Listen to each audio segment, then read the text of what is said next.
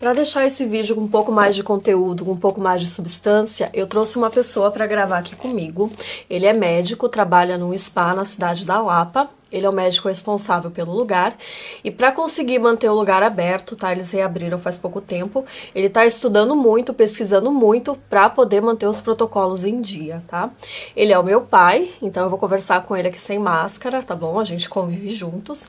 E eu vou fazer algumas perguntas para ele que são minhas dúvidas e pode ser uma dúvida de quem tá assistindo também. Antes de eu começar essa conversa, eu vou pedir para você que tá aí assistindo clicar aqui no inscrever, tá? Se inscreva no canal, dá o seu like, compartilha, que toda semana eu vou tá trazendo conteúdo novo aqui pra vocês, tá bom, gente?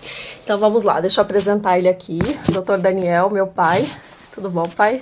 Oi, tudo. Quero agradecer muito por o senhor estar participando aqui desse vídeo, tá bom? Muito obrigada.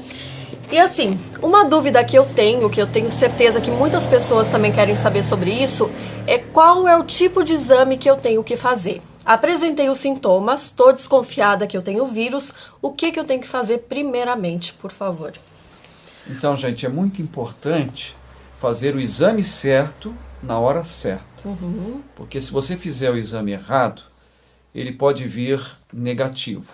Nós chamamos de falso negativo. E vai dar aquela falsa impressão de que você não tem a doença e você vai espalhar o vírus por aí. Então, qual é o melhor exame para fazer na fase aguda? É o RT-PCR. Só que não dá para fazer também no primeiro dia de sintomas. Por quê? Esse RT-PCR, ele detecta o quê? Ele detecta o próprio vírus, o RNA viral. Então, é preciso que o vírus se replique. E o vírus leva um tempo para se multiplicar. Então, são necessários pelo menos 3 dias. Se você fizer depois do 3º dia, a chance é grande desse exame vir positivo se realmente você estiver com o coronavírus. Mas se você fizer logo no comecinho, é bem possível que ele venha negativo e dê aquela falsa sensação de segurança. Então aquele tal de exame rápido, já ouviu falar no exame rápido? Né? Teste rápido, que é o de sangue.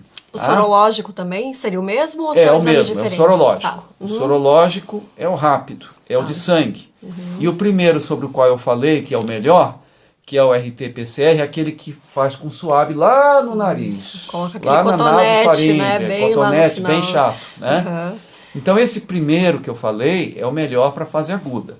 Agora já o de sangue, que é o sorológico, esse não é bom para fase aguda. Tá, só fazendo um parênteses aqui, o que seria a fase aguda? Tá? Muita gente às vezes não sabe o que é isso. É o momento em que você apresenta a doença. Os sintomas, né? Tá na fase mais forte, você tá sente com mais febre, dor de garganta, dor de cabeça, né? Tá. Tá naquela fase de sintomas. Então, nessa fase, o exame sorológico, ele não é legal. Por quê? Esse exame não mostra o vírus. O teste rápido de sangue sorológico, ele não mostra o vírus. Ele mostra o quê? O anticorpo que o nosso organismo, o nosso sistema imunológico produz contra o vírus. E esse anticorpo, ele tem uma janela. Ele leva um tempo para o organismo produzir. Pelo menos uma semana. Pelo menos uma semana. Isso quer dizer que se você tem um sintoma hoje, só daqui o primeiro sintoma, só daqui a uma semana, 8, 9 dias, é que você vai apresentar anticorpos detectáveis por esse teste rápido.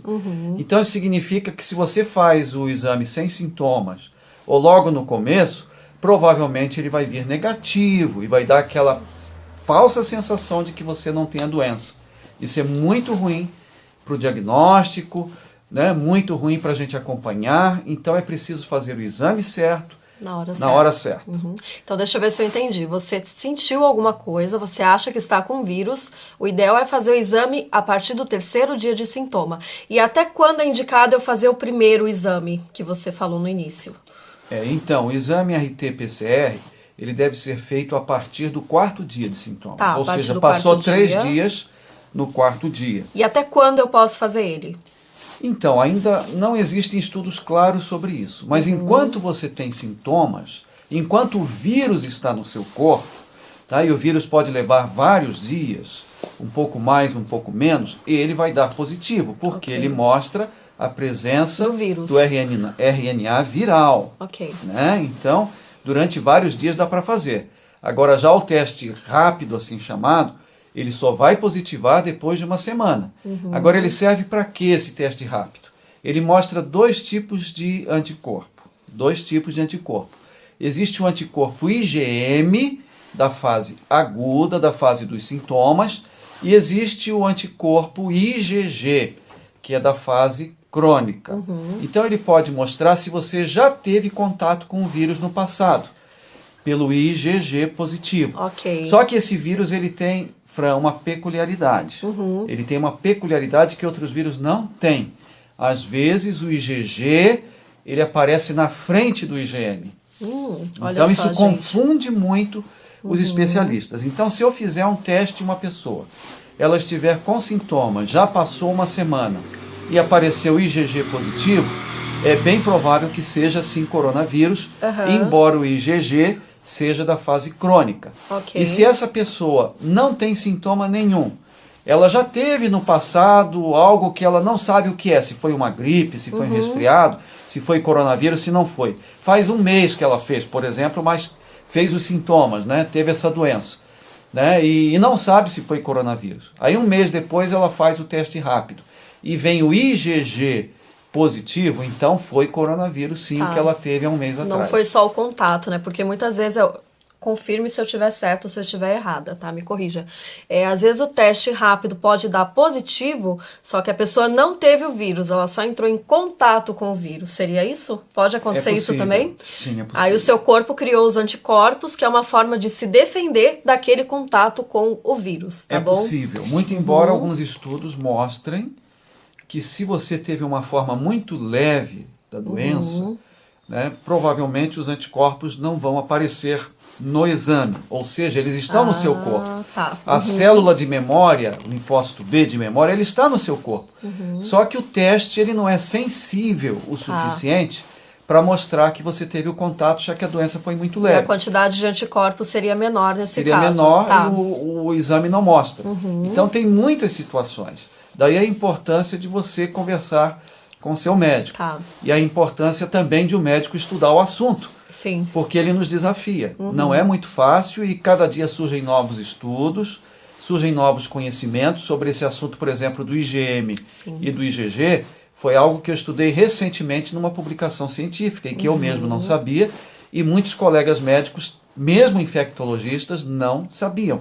Eu estou tendo contato com vários colegas infectologistas que estão me ajudando e ajudando outros colegas que não são especialistas, clínicos, endocrinologistas, nutrólogos, a entender um pouquinho melhor o comportamento desse vírus. Aliás, nós médicos estamos começando a entender agora como ele se comporta, como ele responde, como os exames podem detectá-lo, como ele responde aos tratamentos, como as pessoas reagem a esse vírus, a evolução e por aí vai.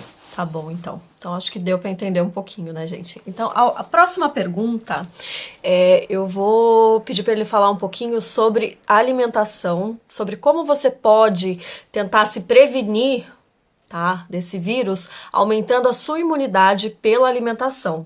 A especialidade do meu pai é nutrologia, tá? Primeira formação dele é nutrição, depois ele fez medicina e fez nutrologia.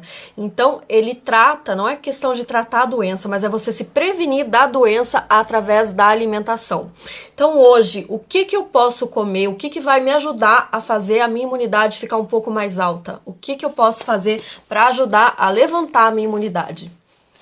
Então, gente, existe uma relação muito próxima, muito forte entre o intestino e a imunidade. Vocês sabiam disso? Ou seja, a microbiota intestinal. Estão saindo centenas, milhares de estudos que falam sobre a imunidade de mucosa. Mucosa respiratória, que é contígua com a mucosa do intestino. Então, se seu intestino está bem, a sua imunidade vai também reagir de maneira mais eficiente. Tá, só fazendo um parênteses, para quem não sabe, microbiota intestinal são aquelas bactérias que moram no nosso intestino, né? Isso. Às vezes a pessoa não entende, tá, pode Isso, falar. então a flora intestinal, né? Mais Isso, conhecido, flora intestinal. Se a sua flora está bem, imunidade está bem. Se a flora está mal, imunidade está mal. E existe uma relação direta entre a flora intestinal e a alimentação. Então veja, a sua alimentação determina o tipo de microbiota. E o tipo de microbiota determina a eficiência da imunidade, ou seja, a capacidade de defesa da sua mucosa. Se você vai estar mais vulnerável ou não a qualquer tipo de acometimento viral, como o coronavírus. Então, tudo depende da alimentação. Existem alguns alimentos que prejudicam a sua microbiota, que levam a um desequilíbrio dessa microbiota, que a gente chama de disbiose.